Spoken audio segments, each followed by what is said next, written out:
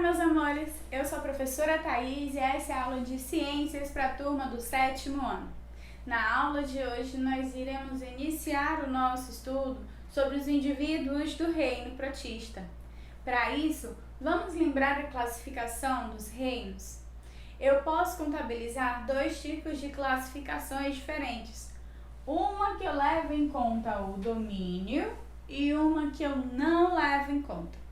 Se eu contabilizar o domínio, eu vou ter a presença de 3 domínios e um total de 6 reinos, ok? Se eu não levar em conta o domínio, eu já começo pelo reino e ao invés de 6, eu terei 5. Nesta classificação, que ignora a presença do domínio, a diferença estará no reino Monera. Mas isso foi assunto da aula passada, né? Agora nós iremos iniciar o reino protista, que com presença de domínio ou não, seus integrantes não sofrem alteração.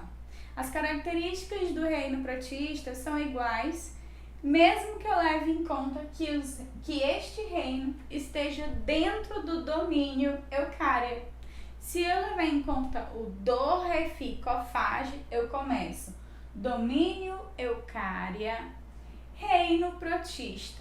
E só então eu começo filo, classe, ordem, família, gênero e espécie, certo?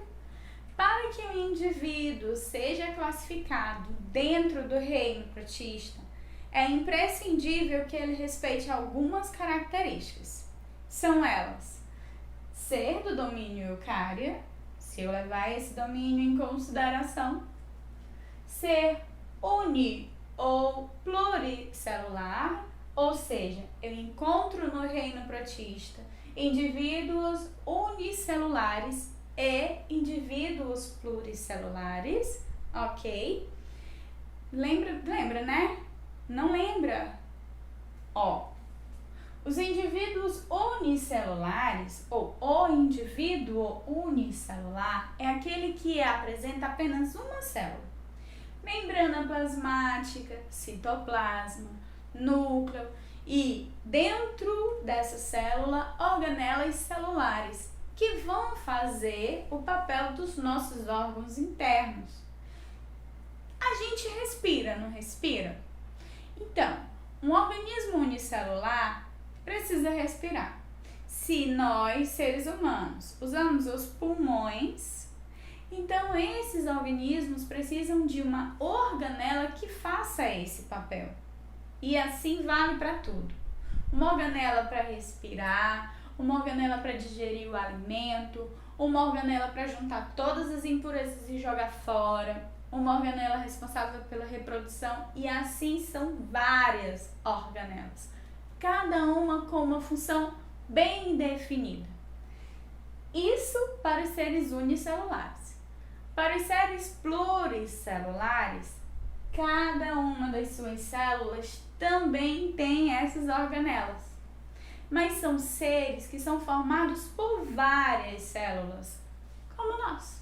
Nós somos pluricelulares ou multicelulares. É a mesma coisa, certo?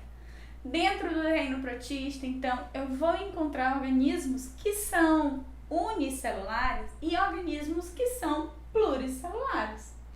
O que não pode é um organismo ser uni e amanhã ter virado pluri e depois querer voltar a ser unicelular.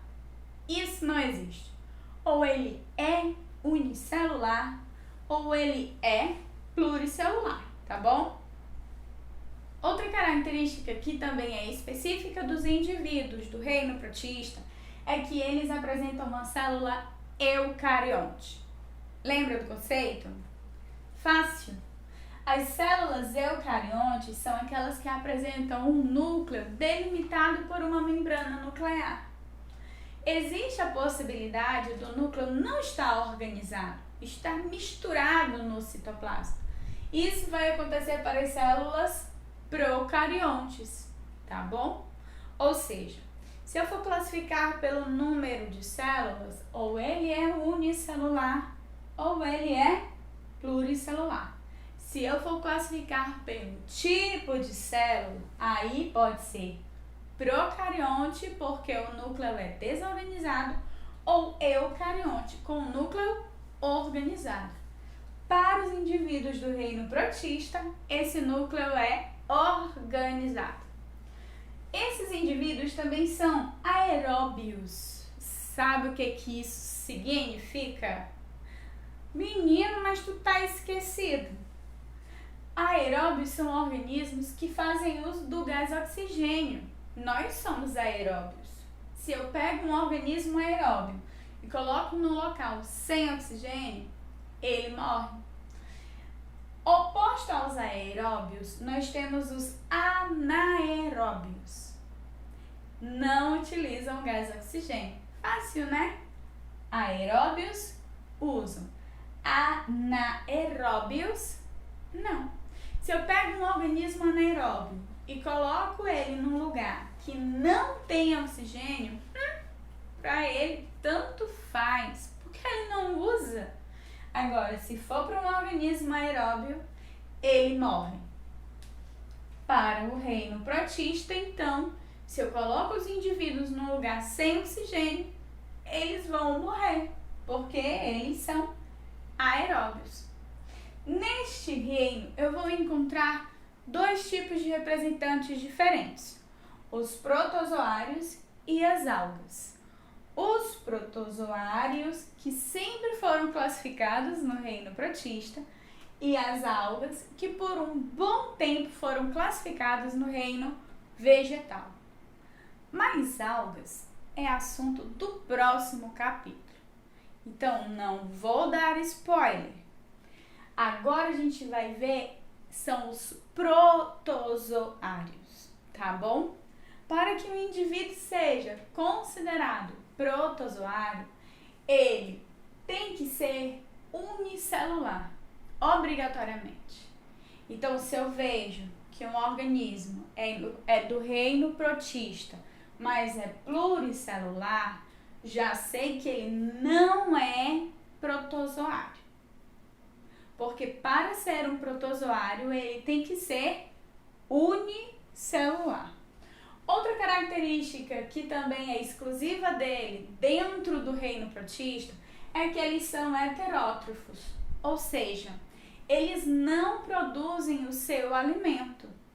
Se eles fossem autótrofos e produzissem o seu alimento, não seria protozoário. A reprodução deles é assexuada por bipartição. Lembra como acontece a reprodução assexuada? É quando ele se reproduz sozinho. Na reprodução assexuada, eu não tenho diferenciação entre macho e fêmea. Não tem masculino e feminino. Aqui nós não temos a identificação de gametas sexuais, apenas na reprodução sexuada. Então, os protozoários, organismos unicelulares, compostos por uma célula, quando ele quer se reproduzir, ele duplica o seu volume, duplica o material do núcleo, duplica as suas organelas celulares e depois ele se divide ao meio, formando dois indivíduos idênticos ao primeiro. Tem que ser igualzinho.